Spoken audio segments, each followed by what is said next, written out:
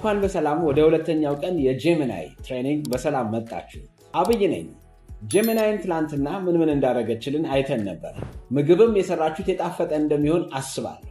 እንግዲህ ትላንትና ጄሚናይ ኢሜጅ ጀነሬት እንደምታደርግ መልቲሞዳል እንደሆነች እና ደግሞ መስማት እንደምትችል የተበታተነ ጠረጴዛን አደራጅታ ካላንደርን ደግሞ አስተካክላ እንደቆየች አይተን ዛሬ ደግሞ ፐርሰናል አሲስታንት ሆና እንዴት እንደምታገለግለኝ በጥልቅ እናያለን። ፐርሰናል አሲስታንት ማለት ኢሜይልን መመለስ፣ ኢሜይልን ማደራጀት፣ የተረሱ ነገሮችን ማስታወስ ማለት ነው። አብዛኞቻችን የምናደርገው ጄሚናይን ጥያቄ መጠየቅ ብቻ ነው። ነገር ግን ከጉግል ወርክ ስቴሽን ጋር ካገናኘ ነው በደንብ ጥልቅ የሆነ ኢሜይላችንን እንዴት መመለስ እንዳለብን፣ ኢሜይሎቻችንን ኢቭን አውቶሜትድ የሆኑ መልሶች፣ ከዛም በተረፈ ደግሞ ማስታወስን የሚችል ፐርሰናል አሲስታንት ሰርቪስን የሚሰጥ ከድምፅና ከቪዲዮ መልስ በተጨማሪ እንደ ግል ረዳት እንደሆነ ያሳያችሁ ፈልጋለሁ። ይህንን ደግሞ ዛሬ እናየዋለን። ዛሬ ቀኔን እንድታደራጅልኝ የግል ረዳቴ ሆነሽ እንድትይ ፈልጋለሁ። ደስ ይለኛል። ምን በማድረግ ማገዝ እችላለሁ?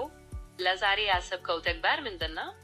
በመጀመሪያ ሆስፒታል መሄድ፣ አጠቃላይ ጤንነቴን መታየት፣ ቀጥሎ ሂሳብ ሰራተኛዬን ማናገር፣ በመቀጠል ከጓደኞቼ ጋር እግር ኳስ መጫወት፣ ከዛ ደግሞ ጊዜ ካገኘው ሻይ ቡና ከጎረቤት ጋር ማለት እና ኢሜይልን ማደራጀት እፈልጋለሁ። ጤናህን ማስቀደምህ በጣም አሪፍ ነው። ሆስፒታል ሄደህ መታየትህ ትክክለኛ ውሳኔ ነው። ቀጥሎ የሂሳብ ሰራተኛህን ማግኘትህ ለስራህ ጠቃሚ ሊሆን ይችላል። ከዛ ከጓደኞች ጋር እግር ኳስ መጫወትህ ደህና ያደርግሃል። ለአካላዊም እና መንፈሳዊ ጤናህም ጥሩ ነው። ኢሜይልህን ማደራጀት እና ከጎረቤትህ ጋር ጊዜ ማሳለፍ ደግሞ እንደ ጊዜ ሁኔታ ልታደርጋቸው የምትችላቸው ተግባራት ናቸው። እኔ ከሆስፒታል መልስ የሂሳብ ሰራተኛህን የምታናገር የተሻለ ይመስለኛል። ምን ትላለህ? ቆንጆ ነው። በዛ መሰረት ሄዳለሁ። አሁን ሰው ላናግር ስለሆነ አንድ ጊዜ ጠብቂ። እሺ፣ ችግር የለም። ተረጋግታ አናግረው። ስትመለስ እንከትላለን። እንግዲህ አሁን እንዳየነው ጄሚናይ ቀኔን በፕሮግራምና በፕራዮሪቲ በቅደም ተከተል አስቀምጣልኛለች።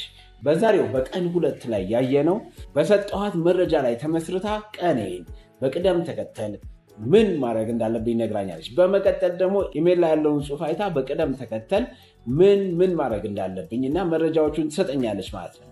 በቀን 2 እያየን ያለነው ጄሚናይ በግል ረዳትነት ፐርሰናል አሲስታንትነት በደንብ ልታገለግለን የምትችል በጣም ድንቅ የሆነች ኤአይ መሆኗን ልነግራችሁ እወዳለሁ። ዛሬ ደግሞ አንድ ቲፕ ሰጣችኋለሁ።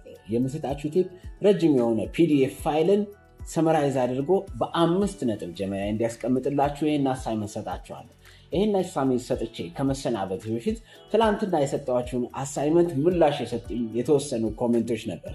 ከዛ መካከል ይገርማል፣ ጄሚናይ አማርኛ የምትናገር ከሆነ በከፍተኛ ሁኔታ ተግባብተን መኖር እንደምንችል ቤቴ ውስጥ ፈቅጄላታለሁ የመኖሪያ ፈቃድ የሚል አንድ ኮሜንት አግኝቻለሁ። ሌሎቻችሁም እንግዲህ ሁለተኛ ቀን ላይ የሰጠሁትን የፒዲኤፍ አሳይመንት ሰጥታችሁ እንድትጠብቁኝ፣ በቀን 3 ላይ ደግሞ ምን ይጠብቀናል፣ እቺ ጉደኛ የሆነች የግል ረዳታችን ምን ትሰራለች የሚለውን እንግዲህ እናያለን። ይመቻችሁ።